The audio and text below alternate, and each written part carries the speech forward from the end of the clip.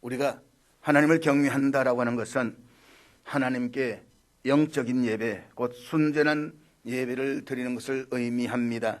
그런 예배를 통해서 우리는 하나님만을 전적으로 신뢰하고 하나님의 이름을 부르고 하나님에게 합당한 존경을 바칩니다. 그것이 우리가 마음을 다하고 목숨을 다하고 뜻을 다하고 힘을 다하여 하나님을 사랑하는 것입니다. 그런데 하나님을 향한 믿음과 사랑의 확정이 무엇이냐라고 했을 때 그것이 바로 이웃을 향한 우리의 자세라고 하는 것입니다. 즉 이웃과 관련해서 우리가 그들과 더불어 어떻게 살아가느냐라고 하는 것이 하나님을 향한 우리의 믿음과 사랑을 하나님과 세상에 보여주는 것입니다. 그래서 사도 바울은 기도서 2장 12절에서 무엇보다도 그리스도인들은 하나님을 경외해야 할 것을 가르친 이후에 곧 이어서 이렇게 권면하고 있습니다. 신중함과 의로움과 경건함을 지니고 살아라. 신중함과 의로움과 경건함을 지니고 살아라. 사랑하는 여러분, 믿음의 성도들은 세상 사람과 완전히 분리된 채 딴 곳에 사는 사람들이 아닙니다. 우리는 지금 이 세상에서 저들과 함께 살아가고 있습니다. 성도들이 살아가는 삶의 환경은 무균실과 같이 어떠한 죄의 유혹도 없는 완벽하고 깨끗한 세상이 아닙니다. 성경이 강조하고 있는 이 세상은 도처에 불같은 시험이 도사리고 있으며 엄난과 부정과 사욕과 악한 정욕과 탐심이 우글거리는 현장입니다. 그렇기 때문에 자칫 잘못하면 성도들은 그런 것들에 삼킬 수도 있습니다. 그렇다고 해서 이런 것들이 전혀 없는 천국으로 곧바로 갈 수도 없습니다. 왜냐하면 이 세상에 살면서 하나님께서 맡기신 귀한 사명들을 감당해야 하기 때문입니다. 하나님께서 전적인 은혜로 우리를 구원하신 것은 우리가 이 세상에서 그저 잘 먹고 잘 살게 하기 위해서가 아닙니다. 하나님을 온전히 경외하면서 의로움과 경외함을 지니고 살아가게 하시기 위해서였습니다. 그렇게 함으로써 이 땅에 복음이 확장되고 하나님의 나라가 세워지기를 바라십니다. 이를 위해서 하나님께서 제시하시는 두 가지가 있습니다. 그것은 먼저 정의롭게 사는 것입니다. 정의를 물같이 공의를 하수같이 흘릴지어다. 이 땅이 정의롭게 살아가는 것, 다시 이것은 우리가 다른 사람들의 폭력이나 착취를 행하거나 그들의 물건을 속여서 빼앗지 않는 것입니다. 다음으로는 방탕하지 않는 것, 악해지지 않는 것, 그리고 우리의 삶을 허비하지 않는 것입니다. 이것은 성도들이 이 땅에서 의롭고 경건하게 살아갈 때에 나타나는 삶의 모습입니다. 그리고 이것이 십계명의 둘째 돌판에 새겨 언급하고 있는 내용의 핵심이라고 말할 수가 있습니다. 하나님께서는 둘째 돌판에서 내 부모를 공경하라라는 다섯째 계명을 통해서 먼저 사회적 질서를 존중하라 말씀하시고 이어서 살인하지 말라라는 여섯째 계명을 통해서 자신과 다른 사람들의 생명과 명예가 손상되지 않고 존중되어야 한다는 것을 말씀을 하십니다. 그리고 일곱째 계명에서 자신과 이웃의 가정이 보호되어져야 하고 또 서로 지켜줘야 함을 말씀하고 있습니다. 그것이 공동체가 그리스도 안에서 평화롭게 살아가는 보루가 되기 때문입니다. 그래서 오늘 우리는 일곱째 계명에 대해서 함께 살펴보려고 하는데, 일곱째 계명 기억하십니까? 같이 한번 다 같이 암송해 보도록 하겠습니다. 같이 외칩니다. 시작. 간음하지 말라. 어떤 신학자는 이 일곱째 계명과 관련해서 이런 말을 했습니다. 종교를 가르치는 자들은 남녀간의 사랑에 관한 모든 조언과 경고 혹은 언급을 그들의 공적인 가르침에서 만장일치로 추방해 버렸다. 오늘 우리 시대는 성적으로 매우 혼탁한 시대입니다. 성경에서 가르치고 전통적으로 받아들여져 왔던 성의 정체성이 무너지고 있습니다. 과거에는 숨어서 아무도 모르게 행하던 동성애가 이제는 아주 당당하게 자신의 행위를 드러내면서 목소리를 높이고 있습니다.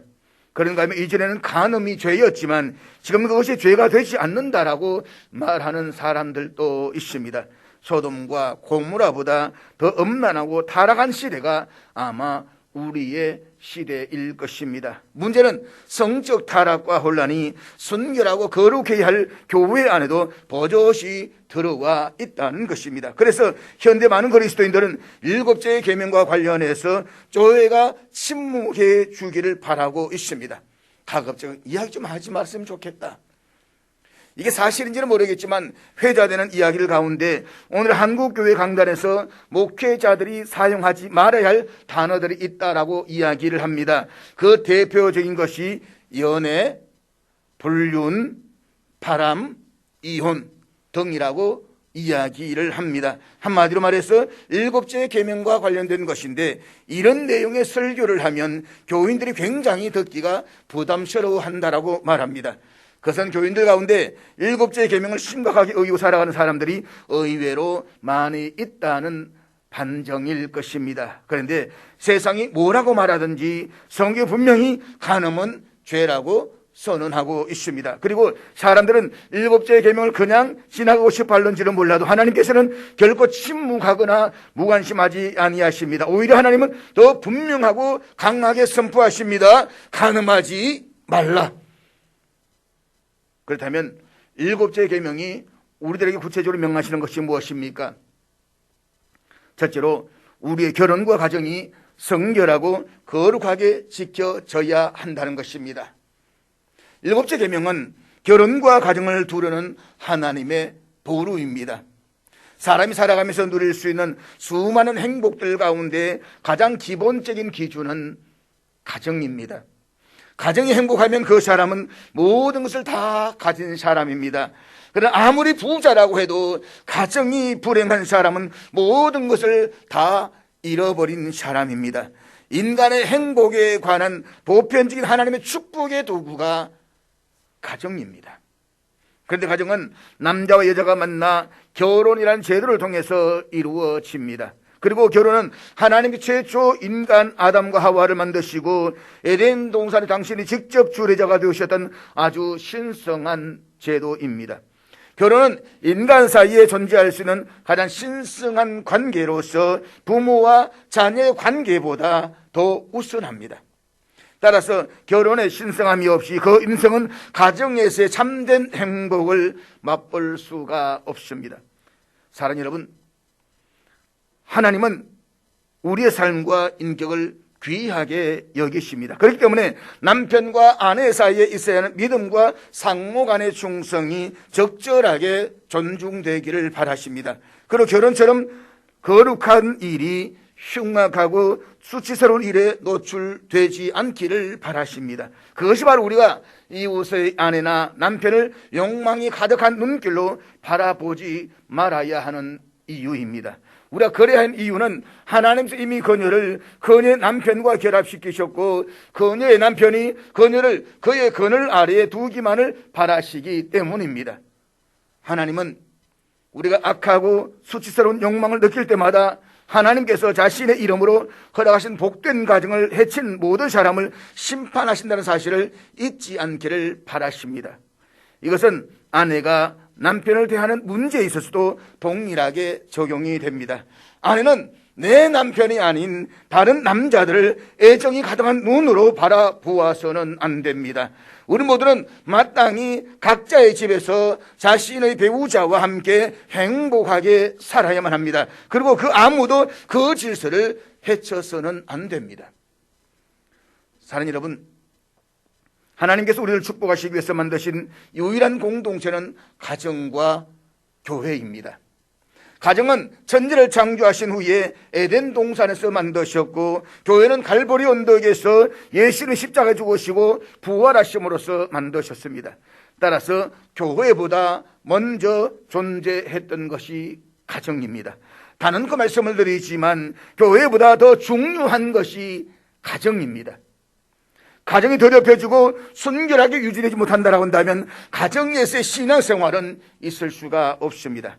가정에서 신성함이 없어질 뒤에 인구는 줄어들고 가정에서 아름다운 덕목은 사라지고 말 것입니다.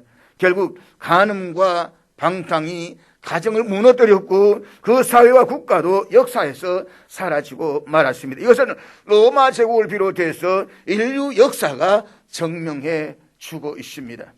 그러므로 하나님께서는 우리가 이 땅에서 평화롭고 형통한 삶을 살고자 한다면 7제의 계명을 온전히 지키라고 명하십니다. 간음하지 말라. 그러니까 다른 사람이 아내나 남편을 유혹해서 신성하고 거룩하게 지켜줘야 할 서로의 가정을 무너뜨리지 말라는 것입니다. 사실 간음은 단순히 한 인격을 파탄에 빠뜨리는 것으로 끝나지 않습니다. 간음은 그 가정과 상대방의 가정, 그리고 그와 관련된 많은 사람들에게 치유할 수 없는 상처를 주고 파탄에 빠뜨리게 합니다. 그럼 하나님께서 이제 가나안 땅에 들어가서 거룩한 제사장 나라를 세워야 할 이스라엘 백성들이 이방인들과 같이 성적으로 문란한 생활을 함으로써 가정이 무너지는 것을 경계하십니다. 왜냐하면 공동체의 기본 단위가 가정인데 그 가정이 무너지면 사회 공동체도 무너지기 때문입니다. 그렇기 때문에 하나님께서는 사회적 질서와 생명을 존중하라 말씀하신 이후에 7제의 계명에서 자신과 이웃의 가정을 존중하고 보호해 주라고 명령하고 있는 것입니다. 인간의 삶에서 가장 신성한 것으로 간주될 필요가 있는 것을 하나 꼽으라고 한다면 아마도 그것은 남편이 자기 아내에 대해, 그리고 아내가 자기 남편에 대해서 갖고 있는 믿음일 것입니다. 사실 우리는 우리가 맺은 모든 계약과 약속들을 신실하게 지켜야만 합니다. 그 가운데 부부가 결혼 서약으로 맺은 약속은 특별히 지켜져야만 합니다. 부부는 어떤 상황에서도 서로에 대한 믿음을 배반하지 않도록 해야만 합니다. 솔로몬은 그 이유를 잠언 2장 17절에서 결혼이 하나님의 언약이기 때문이다라고 말하고 있습니다. 인간의 결혼을 주관하시는 분은 하나님이십니다.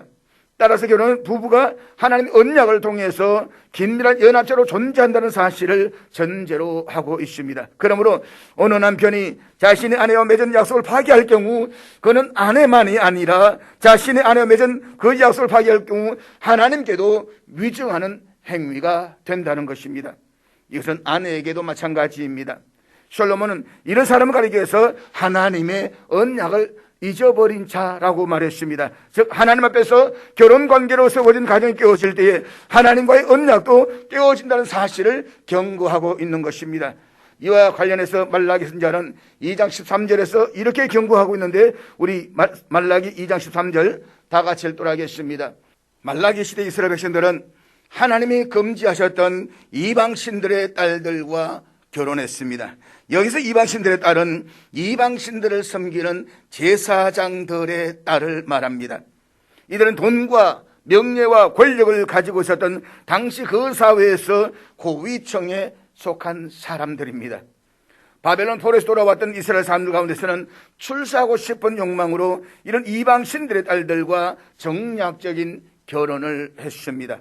문제는 그렇게 함이 있어가지고 이미 이전에 맞아들였던 나이 어린 가난한 아내를 내버리거나 아주 심하게 학대를 했다는 것입니다. 오늘 본문에서 눈물과 울음과 탄식으로 여호와의 제단을 가리게 했다라는 말은 남편에게서 내쫓음을 당하고 학대를 받아야만 했던 여인들의 비통함을 보여주고 있는 것입니다. 즉 남편으로부터 버림을 당한 아내들이 어느 곳에도 호소할 길이 없어서 성전에 나와 눈물과 통곡, 처절한 탄식으로 여호와의 단을 눈물로 덮었다는 것입니다. 그런데 남편들은 조강직처를 부당하게 내버린 추악한 행동을 하고서도 하나님께 복을 받기 위해서 성전에 나와서 버젓이 예배를 드렸다는 것입니다. 뻔뻔함도 이런 뻔뻔함이 어디에 있겠습니까? 그래서 하나님은 그와 같은 추악한 일을 행하는 자의 손으로 바치는 재물은 받지 않는다라고 책망하십니다. 가지고 오지 마라. 제발 오지 마라. 나 그 예물 싫어한다. 아예 단호하게 하나님은 거절하고 있는 것입니다. 그러니까 가정의 신성함과 순결함을 짓밟고 부부의 믿음을 깨뜨린 자의 예배를 하나님께서는 단호하게 거부하셨다는 것입니다. 그리고 요한계시록 21장 8절에 보면 이처럼 엄맹하는 자들은 장차 지옥의 유황불에 떨어지게 될 것이라고 경고하고 있습니다. 사랑하는 여러분, 하나님께서는 우리의 결혼 생활이 세상 그 무엇보다 순결하게 지켜지기를 원하신다는 사실을 잊지 마십시오. 그것은 하나님이 결혼 제도를 제정하셨고 결혼 제도의 주인이시기 때문입니다. 그리고 가정이 모든 공동체의 기초가 되기 때문입니다. 가정이 무너지면 교회도 무너집니다. 가정이 무너지면 사회도 무너집니다. 한 나라가 든든하게 세워지려면 무엇보다도 가정이 든든해야만 합니다. 그러므로 간음이라는 말을 들을 때 우리는 그것을 아주 혐오스럽게 받아들여야만 합니다. 그래서 가정의 순결함을 지키기 위해서 서로가 노력해야 할 뿐만 아니라 부부 간의 믿음에 금이 가지 않도록 힘써야만 합니다. 하나님은 우리를 나무막대기처럼 기계처럼 아무런 욕구 감정이 없는 그런 존재로 만드시지는 않았습니다. 하나님 우리 인간을 여러 가지 감정과 욕구를 느끼도록 만드셨습니다. 그래서 밥을 보면 먹고 싶고 또 좋은 물건이 있으면 소유욕이 생기며 마음에 드는 이성을 보면 손을 한번 잡아보고 싶은 욕구도 일어나게 됩니다. 이런 욕구는 그 자체로는 선한 것도 아니고 악한 것도 아닙니다. 다만 그런 욕구를 선하게 쓰면 선한 욕구가 되고 부비하게 쓰면 탐심과 음욕이 되는 것입니다. 그러므로 인간의 본능적인 욕구와 음욕은 구분해야만 합니다. 만약 이성을 보고서도 아무런 욕구가 일어나지 않는다라고 한다면 이 세상에 부부가 존재할 수 있을까요?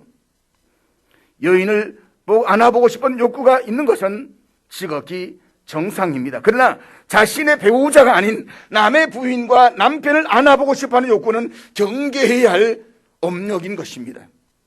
특히 하나님은 자신을 욕구를 제어하지 못하는 사람들을 위해서 거룩한 치유책을 마련해 주셨습니다. 그것이 바로 결혼 생활입니다. 하나님은 그 자체로는 악한 것으로 간주되고 저주를 받아 마땅한 육신의 무절제가 결혼 생활에는 망토를 설 경우에는 그것을 악으로 여기지 않기로 작정하셨습니다. 그래서 성경은 자신의 육체적 욕망을 억제할 수 없을 경우에는 결혼을 하라고 권면하고 있습니다. 결혼은 절제연사를 갖지 못한 사람들이 가늠에 빠지지 않게 하시기 위해서 하나님의 제정하신 신성한 제도요 최고의 축복입니다. 따라서 하나님께서 결혼을 이끄실 경우에 기꺼이 하나님의 부르심에 순종해야만 합니다. 그리고 결혼 생활을 통해서 하나님이 주신 생육하고 번성하는 축복을 누려야만 합니다. 얼마 전에 결혼을 한 지 얼마 되지 않은 제자와 전화를 하면서 제가 물었습니다. 어때? 결혼 생활 행복하지? 그랬더니 이 친구가 이렇게 대답을 합니다. 목사님, 연애는 환상이었는데 결혼은 현실입니다. 사실 청춘 남녀가 서로 만나서 결혼을 하고 부부 생활을 이어가다 보면 어떤 모습을 봐도 사랑스럽기만 했던 달콤한 신혼 시절만 있는 것이 아닙니다. 결혼하기 전에 마음껏 먹어주는 것이 너무 이뻤습니다. 음식을 가리지 않고 먹는 게 너무너무 보기 좋았습니다. 어느 순간 보니까 그게 추해 보이는 겁니다. 무슨 돼지 같냐? 시간이 지나면서 어느 때인가 서로에게 시큰둥해지고 지루해지는 때가 찾아옵니다. 그때를 가리켜 우리는 권태기라고 말합니다.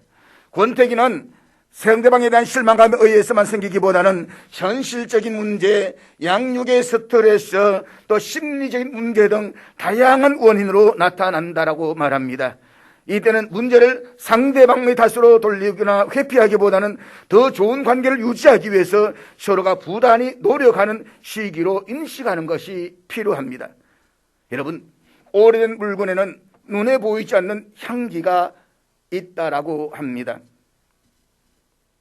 거기에는 애정어린 추억과 가슴을 울리는 아련한 사랑, 그리고 객적은 사연들이 녹아져 있습니다. 또한 잔잔한 설렘도 있습니다. 마침까지 변색된 부부간의 사랑을 안고 고비고비 시련이 닥칠 때마다 어려움을 듣고 굳어진 부부로 살아갈 때에 거기에는 그 무엇과도 비교할 수 없는 아름다움과 향기가 있습니다. 그래서 우리는 초기 때에 그 색바랬던 그릇이나 색바랬던 가구들을 버리지 못하는 이유가 무엇입니까? 거기에는 애절함이 담겨져 있기 때문인 것입니다. 사랑하는 여러분, 부부는 몸과 마음과 애정과 말과 행동이 있어서 순결과 정결을 지키려고 서로가 노력을 해야만 합니다. 부부는 사랑으로 동거하면서 서로에 대한 의무와 가정을 지키기 위해서 힘써 노력해야만 합니다. 그러기 위해서 모든 부정한 것들을 피하고 부정으로 향하는 유혹들을 단호하게 거부해야만 합니다. 왜냐하면 결혼 생활이 흔들리면 그의 인격과 삶이 흔들리기 때문입니다. 무엇보다 일곱째 계명을 통해서 하나님께서 결혼과 가정에서 순결한 삶을 얼마나 귀하게 여기시는가를 우리는 분명하게 알아야만 합니다. 그러므로 하나님이 언약으로 맺은 결혼을 순결하게 지키고 우리의 가정이 믿음의 반석 위에 든든하게 세워져 갈 수 있기를 주의 이름으로 축복합니다. 둘째로, 음행으로 이어질 수 있는 모든 것들을 피해야만 합니다. 우리를 세상 속에서 구별하게 부르신 하나님께서는 우리의 삶을 통해서 하나님의 이름이 영화롭게 되기를 바라십니다. 그러므로 우리는 순결해야만 합니다. 그러나 우리는 단순히 더럽히지 않고 순결한 것만으로는 부족합니다. 우리는 우리의 눈과 마음과 생각을 오염시키는 모든 음란한 것들을 피해야만 합니다. 그런데 현대의 많은 사람들은 자신의 행동을 합리화하면서 음행을 심각하고 치명적인 죄라고 생각하지 않는다는 것입니다. 그렇지만 하나님께서는 음행을 가장 혐오스러운 죄악으로 보십니다. 민수기 25장에 보면 이스라엘 백성들이 바알볼에서 미디안 여인들과 음행에 빠졌을 때에 하나님께서 24,000명을 죽이셨던 사건이 나옵니다. 우리가 여섯째 계명에서 알 수가 있듯이 하나님은 인간의 생명을 온 천하보다도 귀하게 여기십니다. 그것은 인간이 하나님의 형상을 따라서 지음받았기 때문입니다. 그럼에도 불구하고 24,000명의 사람이 음행의 죄를 범했을 때에 그토록 많은 자신의 형상들을 파멸시켜버렸습니다. 이 사실은 그 당시에 하나님의 진노의 불길이 얼마나 강렬했는가를 알 수가 있습니다. 그만큼 하나님께서 성적 부도덕을 결코 용납하지 않으신다는 사실을 우리가 알아야만 합니다. 따라서 일곱째의 계명은 우리가 불결함이나 무절제함으로 우리 자신과 이웃을 더럽지 않게 하기 위해 주신 계명임을 잊지 말아야만 합니다. 사랑하는 여러분, 우리는 육체적 순결뿐만 아니라 정신적이고 영적인 순결을 유지하기 위해서 자신을 억제하는 고삐를 늦추지 말아야 합니다. 왜냐하면 우리는 자신이 얼마나 연약한지를 너무나도 잘 알고 있기 때문입니다. 사탄은 우리를 음행으로 끊임없이 미혹하고 있습니다. 따라서 우리가 음행으로부터 더럽혀지지 않기를 바란다면 마땅히 우리는 우리를 부도덕한 상태로 이끌어갈 수 있는 모든 것들을 피해야만 합니다.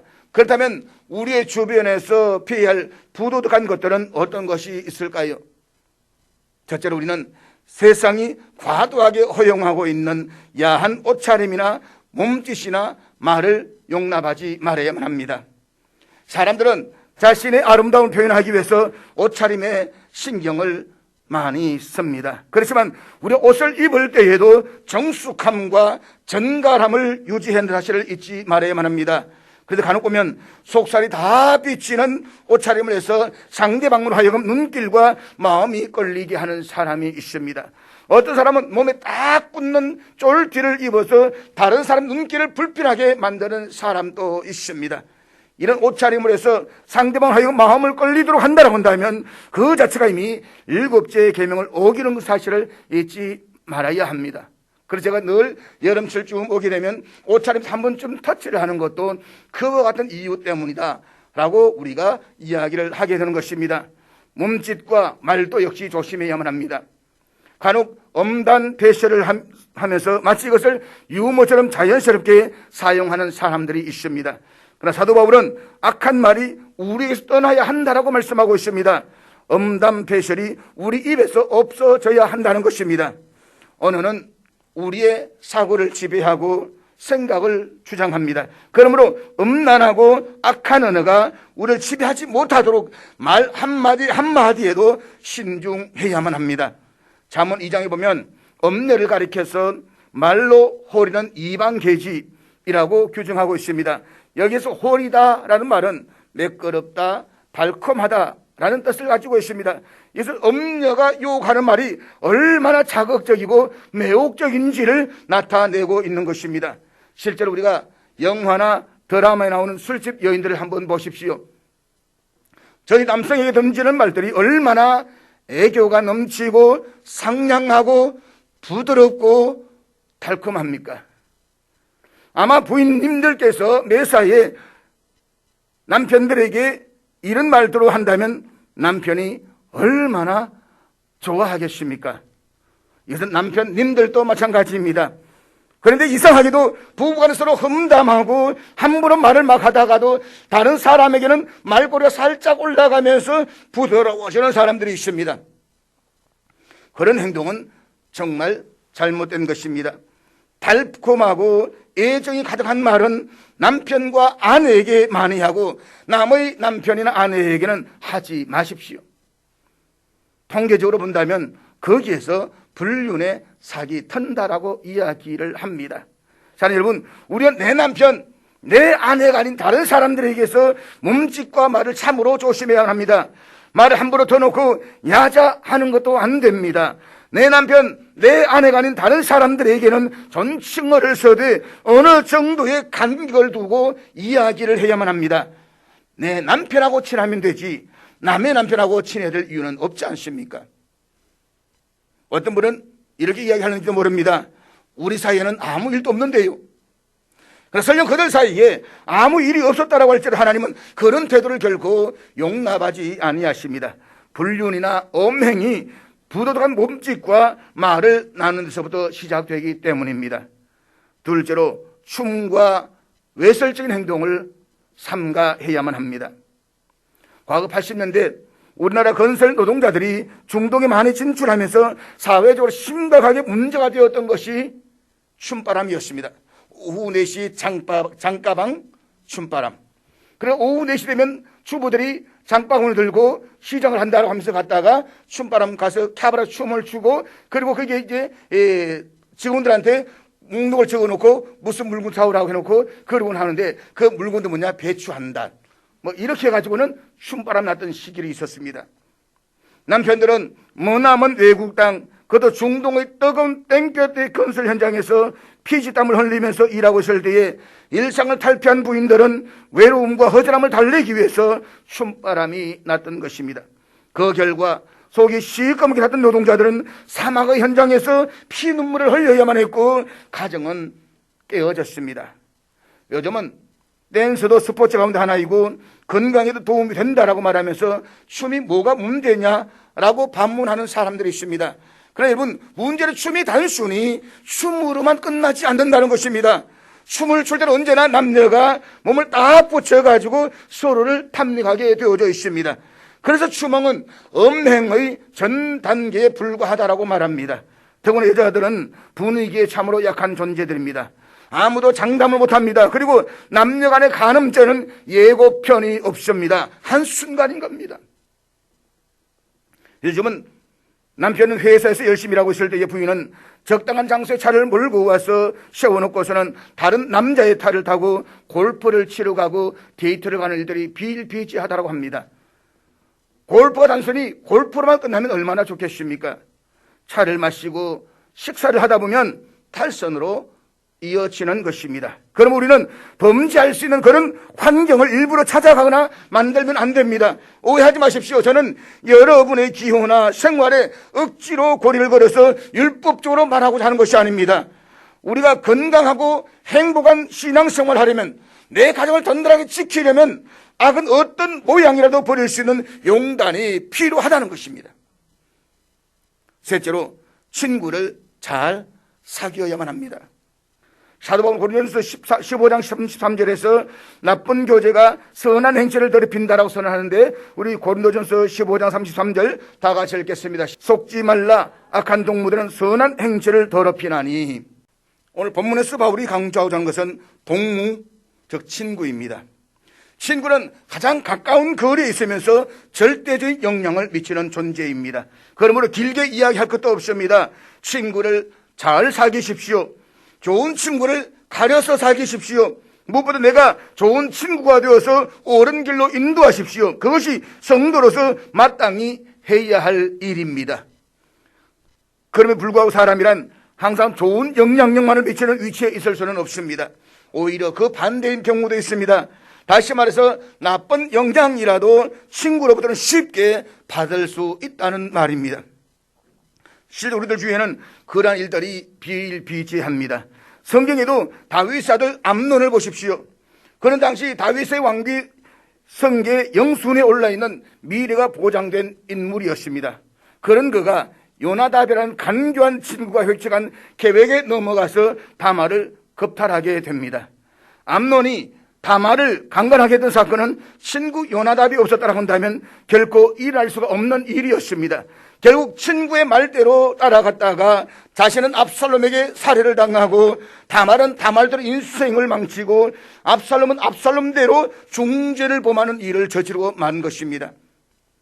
옛말에 친구 따라 강남 간다 라고 했지만 믿음의 성도는 친구 따라 천국에 가야만 합니다.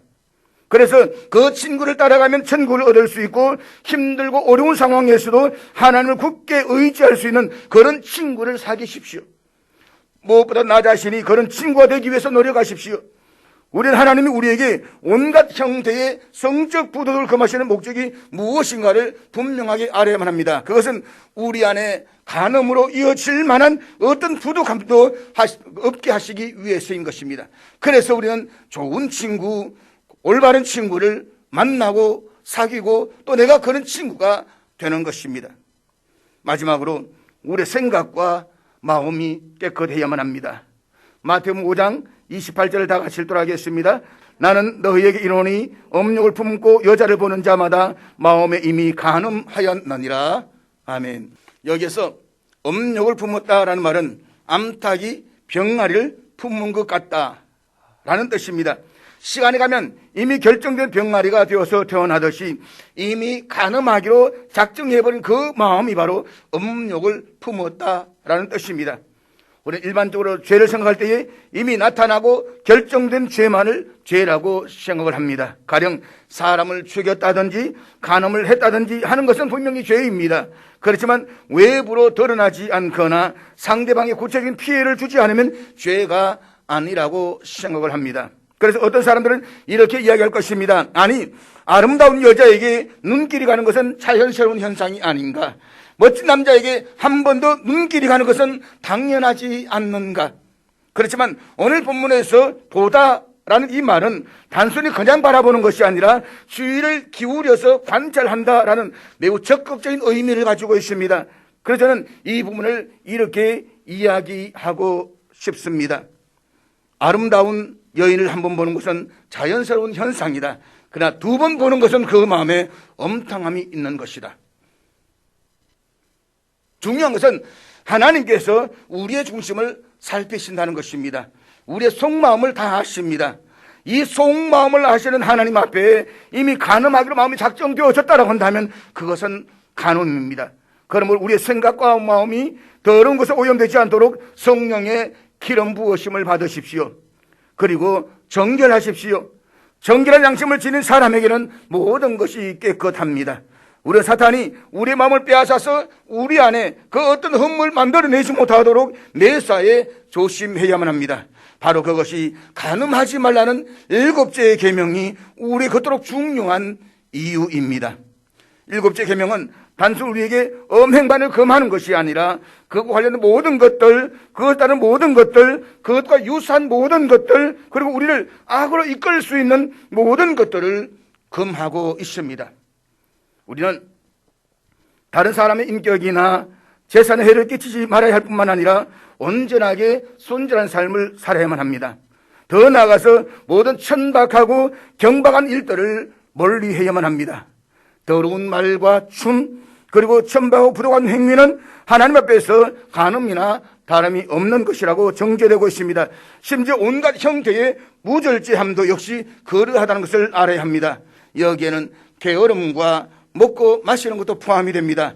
만약 우리가 하나님 앞에서 순결하고 깨끗하고자 한다고 한다면 먹고 마시는 것까지도 절제를 해야만 합니다. 사랑하는 여러분, 7제의 계명이 우리에게 명하시는 것은 우리 자신과 가정, 그리고 이웃의 가정이 온전한 순결을 지킬 수 있도록 존중해주고 서로가 보호해 주는 것입니다. 그러기 위해서 어떤 상황에서도 절제와 경건함을 잃지 말아야만 합니다. 그리고 무엇보다도 적극적으로 우리 안에 있는 도덕성과 거룩함의 징표들을 드러내야만 합니다.